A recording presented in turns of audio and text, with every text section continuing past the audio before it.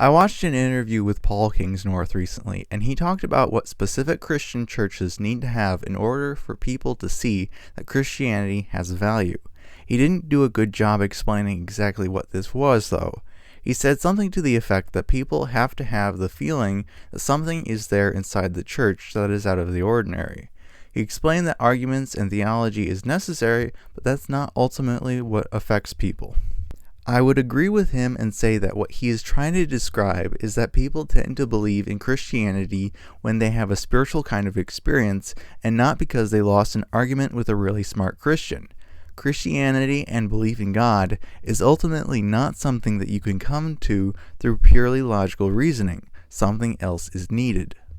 Kingsnorth makes this point when he says that God beyond a certain point is not explicable or understandable with the rational mind. So if people go to church and have a sense that something spiritual is happening there, even if this is just a moderately spiritual experience, this is the sort of thing that makes people more willing to accept the idea that God could be real. There is a very interesting discussion between Carl Benjamin and Calvin Robinson, which I have transcribed apart for you. Calvin was essentially asking Carl to believe in God without evidence, and Carl simply could not do this because he felt it was dishonest. Calvin Robinson was a priest until recently when he was defrocked for making a specific salute. You can probably tell what I mean. Calvin said that Carl's mind was getting in the way of his heart. This statement only makes sense if you come to the table with the assumption or presupposition that God is the ultimate source of morality and that your heart is the personal, metaphorical sense of morality which would naturally lead you to God.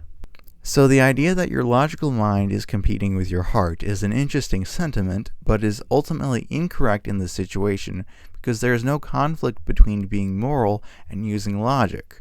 Carl concludes that the problem of non-believing is because that he is a product of modernity and that in no other era this would be a problem. Carl is quite wrong in this statement because using logic instead of feelings to determine what you should believe is a very old idea. More people have chosen to move away from Christianity in the modern era because of things like education, more open-mindedness in questioning long-held beliefs, and because people are choosing logic over belief. It isn't really logical to think that a sense of something special is going on here when you are in a specific church can only be caused by something like the presence of God. After all, you may just be affected by the beauty of the stained glass windows, the towering architecture found nowhere else in your normal life, the music, and the sense of ritual that seems to be meaningful.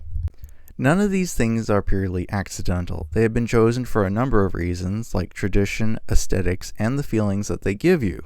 Ayaan Hirsi Ali became well known for her criticism of Islam and her atheist beliefs, which meant it was something of a surprise to many people to hear that she had converted to Christianity. She was in a place in her life that was in complete despair, truly a very dark moment. As an atheist, she had rejected all spirituality, and as a result, her therapist concluded that Ayaan might be spiritually bankrupt. Once she took these words to heart, she realized that human beings are more than just reason, more than just the rational. So when we understand the context of her completely rejecting spirituality and then suffering from not having it, it makes a lot of sense for her to grab whatever source of spirituality was closest to her in order to cope. This, of course, was Christianity. Rejecting all aspects of spirituality leaves you vulnerable. Rejecting the spiritual nature of humans has the consequences of preventing comfort in the depths of depression. She also makes a statement about how people are throwing the baby out with the bathwater by rejecting all of Christianity, both at the individual level and the civilizational level. A significant problem with Christianity is that its spiritual aspects are tied to its truth claims about the material world and the supernatural, and many of these truth claims have been proven to be false. She talks about the people in society who are disconnected, or in other words, they don't have something that roots them to their family and to their communities. She says that the thing that rooted most of the people in the West was Christianity. However, we should be specific that it was a sense of responsibility and duty that can tie you to your community and society at large. At a personal and family level, it is more of a personal connection, obviously. So looking at Christianity from a utilitarian perspective for keeping a society together is not a strong argument, because you can achieve the same goal through secular values and organizations. She also talks about how when she reads the Bible, this strengthens her faith, and how you don't need to prove that miracles have happened if you have belief. It is not at all surprising that repeatedly confirming your beliefs and not subjecting them to any kind of scrutiny will further strengthen your beliefs. That's just a natural aspect of human behavior caused by confirmation bias. Finally, she talks about how her sister had psychotic episodes, and she grew up in a culture where there wasn't much of an understanding of mental health. So when she read the Bible, they had some kind of understanding of the mental illness even 2,000 years ago.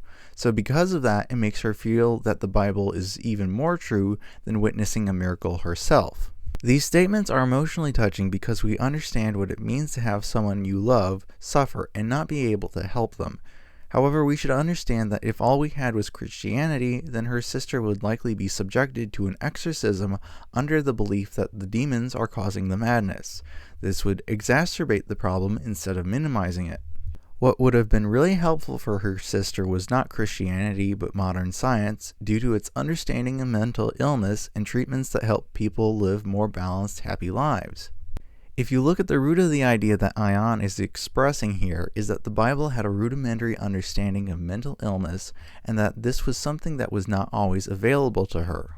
This had an inherent personal value to her that was more useful at demonstrating the Bible has truth value than to witness an actual miracle. In other words, she can only take value from this sort of thing if she starts out from a place of ignorance. It is undoubtedly the case that Ion has the intelligence and critical thinking skills to realize how this is illogical, but now she is Christian and she has decided not to use those things, she will continue to think illogically. When she says she chooses to believe certain things, that's exactly what she means. Believing a certain worldview in this way means to choose willful ignorance instead of using reasoning and evidence in a genuine effort to determine factual conclusions. We also have people that come to the conclusion that Satan exists because of their drug-induced experiences. That's not particularly logical, because if you understand that an experience that you had was hallucinatory, there's no reason to believe that a substance-induced experience is therefore proof of an actual supernatural evil. Religious themes in hallucinations are common, which explains many false prophets.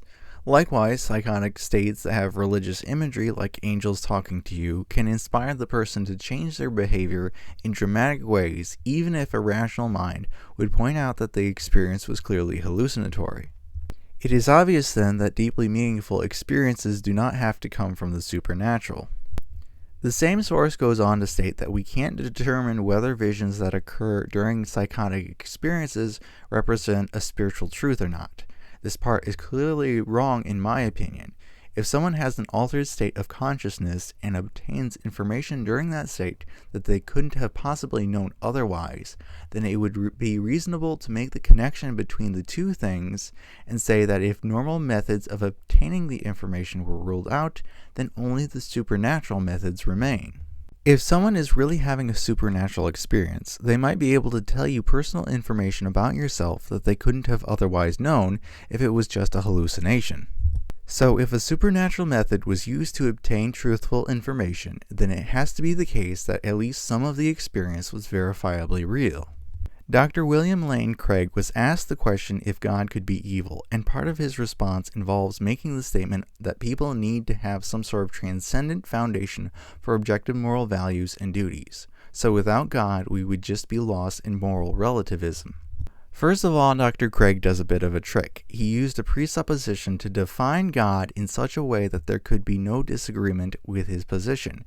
He said that the definition of God is a being that is deserving of worship, and that any being that is worthy of worship is therefore morally good.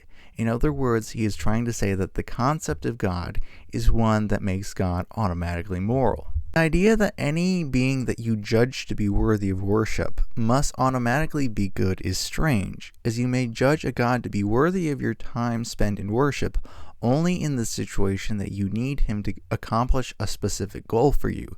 For example, you could have a transactional context where you do something for a God and he does something for you in return. Or you could judge that a God that is worthy of your time spent in worship if it means that you will escape the eternal fiery torment that you would normally get for not worshiping him. The way to tell if Yahweh is good or bad is by looking at all of his actions and words and seeing if he has been behaving in a consistently moral way. Dr. Craig couldn't say this because it would allow Yahweh to be judged by us instead of Yahweh looking down and judging us. One has to presuppose that God is the ultimate source of morality because it is not a conclusion that we would come to based on rational thought and logic. Dr. Craig's argument is also fundamentally flawed because it assumes that Yahweh, the Christian God, is the only thing that can give us transcendent and objective moral values. We don't have the proof that is needed to be forced to the conclusion that Yahweh specifically is the source of some kind of objective transcendent morality. This means that to conclude that Yahweh is the source of objective morality, you must do it through a belief based on subjective judgment.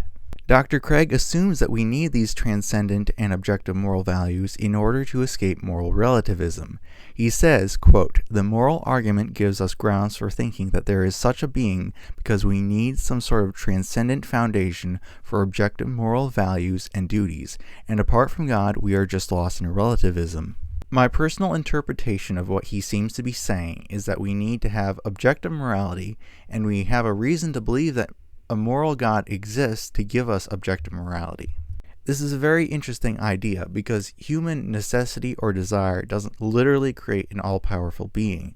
It seems to be the case that our desire for objective morality results in concepts like God that have the capacity to provide moral frameworks and give us the ability to justify our actions of imposing those morals upon other people with the understanding that we are acting on behalf of God's will. Justifying your actions or status with the statement that God explicitly wants those things has been used as a supporting argument for literal witch hunts and why certain people rule in a monarchy over others. You may have gotten to your position as king through subterfuge, politics, and luck, but those attributes don't sound very compelling to most people. So you can justify it with the sentiment that it's the will of God and propagandize enough people who don't know any better to get away with it. The moral relativism Dr. Craig referred to is the idea that there is no universal or absolute set of moral values and that what is considered to be right or wrong depends on things like tradition, culture, etc. The problem that many people have with moral relativism is that they believe that it takes away all the justifications that allow us to impose our will upon people who are doing things that we find to be immoral. The idea being that under the premise that there is no objective universal morality, we simply can't pass judgment on the people that are doing things that we don't like. This, I think, is logically inconsistent because to say that we can't impose our morality on other people is to treat such a thing as a universal moral standard that we can't violate. Objective morality is a concept that requires human wellness to be taken as something that has objective value for it to be considered a valid term. The reason that we value morally good behavior is because it is beneficial to the wellness of humans and other creatures. If a specific behavior wasn't beneficial to humans or other creatures, then we wouldn't consider it to be inherently moral behavior. This is our assignment of subjective value, not objective value, to certain moral actions. For something to be objectively moral, it still has to be objectively moral even if there is no sentient beings to exist to appreciate the action. Likewise, for an object like an orange to objectively exist, it has to exist even if no sentient beings exist to appreciate the orange. We only appreciate oranges from the subjective experience that we get from them. If the best orange in the world was grown and it tasted far better than any other food, this value could be only appreciated if someone actually gets to taste it. The same principle applies to actions that are considered good because they are moral. Next, Alex O'Connor has explained that even if God exists, objective morality can't exist. This is because if it is an objective truth that certain things are wrong, we don't have an objective reason for not doing the bad things. We only have subjective reasons for choosing to do what is moral over what is immoral.